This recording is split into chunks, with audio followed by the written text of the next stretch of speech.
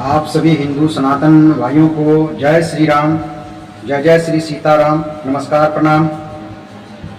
आप सभी हिंदू सनातन भाई एक रहें और सेफ रहें, क्योंकि भारतवर्ष में हिंदुओं के साथ अत्याचार हो रहा है और षड्यंत्र हो रहा है। हमारे जितने भी हिंदू सनातन भाई हैं, चेत जाइए और सावधान हो जाइए, क्योंकि आपके पीछे बहुत बड़ा षड्यंत्र चल रहा है।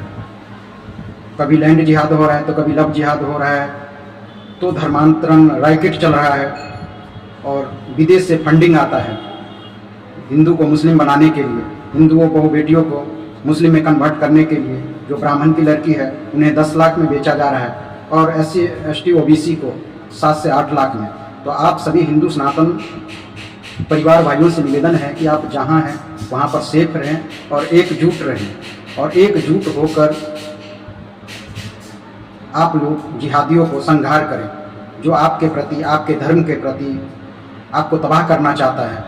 आप सभी भाई एकजुट होकर शक्ति से लड़ें, एकजुट होकर अपना महानता दिखाएं, क्योंकि जब जब धरती माँ पर संकट होता है तो कोई न कोई हिंदू सनातन धर्म में वीर पुरुष जरूर खड़ा हो जाता है और धरती माँ की रक्षा करता है।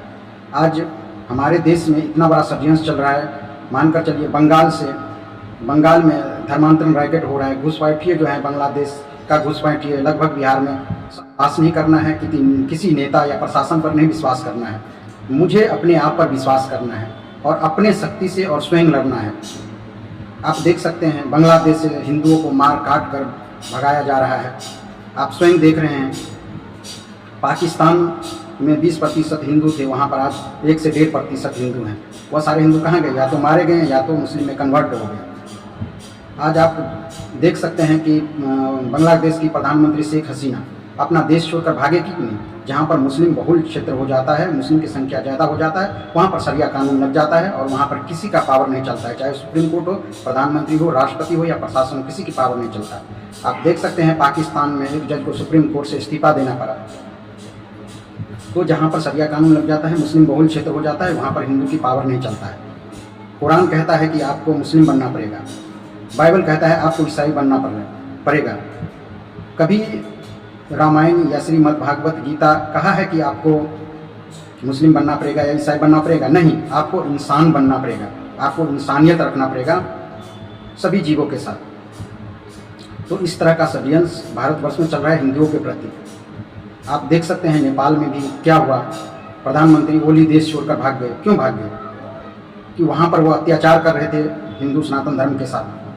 तो आप जहाँ भी रहें, एक रहें, सेफ रहें, एक रहें, नेक रहें। देखिए, आप घटेंगे तो कटेंगे, आप बटेंगे तो कटेंगे। इसलिए हमें सभी सनातन भाइयों को एकजुट होना है और एकजुट होकर के लड़ना है, क्योंकि 1947 में भी किसी पुलिस प्रशासन ने साथ नहीं दिया था और 22 लाख, लगभग 25 लाख, 22 से 25 लाख हिंदू मारे गए थे, नरसंहार हो गया था।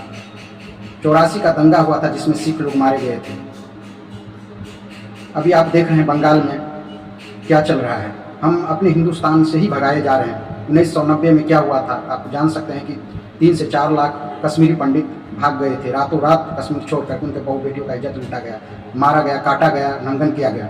मणिपुर में आप देख लीजिए, एक लड़की को नंगा घुमाया गया। तो पुलिस प्रशासन रहते हुए, सुप्रीम कोर्ट रहते हुए, हाई कोर्ट रहते हुए हमें कोई नहीं बचा पा रहा है। तो हमें कौन बचाएगा? हमारी लड़ाई है, हमें ही लड़ना पड़ेगा। इसलिए आप सभी हिंदू सनातन भाइयों से निवेदन है कि जहाँ हैं एकजुट होकर लड़े और भागे नहीं, सतर्क रहे, सावधान रहे और अपने घर में जरूर हथियार रखें। आप सब्जी काटते हैं, रखते हैं ना छोटा हथियार, तो हथियार जरूर रखें और एकजुट होकर लड़ें, क्योंकि हमारी लड़ाई है, हमें खुद ही लड़ना है, कोई बचाने नहीं आएगा। भगवान श्री कृष्ण ने भी कहा है श्रीमद् भागवत गीता में, हे अर्जुन, तुम्हारी लड़ाई तुम्हें खुद लड़ना पड़ेगा, तुम्हें कोई बचाने नहीं आएगा। इसलिए तुम लड़ो। हाथुवा प्राप्त से स्वर्गं जीवा भूषित तस्मात् उसी पंदे युद्ध कृत निश्चय। हे अर्जुन, तुम युद्ध करो, ये कोई नहीं तुम्हारा सगा है, ये अधर्मी है, पापी है, नीच है, इसका संहार करो। अगर तुम नहीं करोगे तो ये तुम्हें समाप्त कर देंगे। इसलिए तुम लड़ो, फल की चिंता मत करो। ये जो तुम्हारा अपना सगा है, कोई गुरु है तो कोई भाई है तो भतीजा है, चाचा है, ये तुम्हारा कोई नहीं, ये अधर्मी है। बिना रावण को मारने आप राम राज्य कायम नहीं कर सकते हैं, इसलिए रावण को मारना ही पड़ेगा, तब राम राज्य कायम होगा। इसलिए सभी हिंदू सनातन भाइयों से निवेदन है, हाथ जोड़कर आप जहाँ भी हैं एक रहें, सेफ रहें और बटे नहीं। आप नेताओं के पक्ष में ना हो, नेताओं आपको बांट करके आपका संहार करा देंगे। इसलिए नेता के पक्ष में नहीं होकर अपने आप को हिंदू सनातन धर्म, सभी जाति धर्म जितने भी हैं हिंदू सनातन धर्म में अलग अलग जाति संप्रदाय के सब एक रहें। आप हिंदू सनातन धर्म के सभी वीर पुरुष हैं, धरती माँ के पुत्र हैं। आप एक रहें और सेफ रहें। भगवान श्री कृष्ण की, भगवान राम की, महादेव की कृपा, माता आदिशक्ति जगत जननी की कृपा आप सभी हिंदू सनातन भाई पे बरसता रहे। धन्यवाद।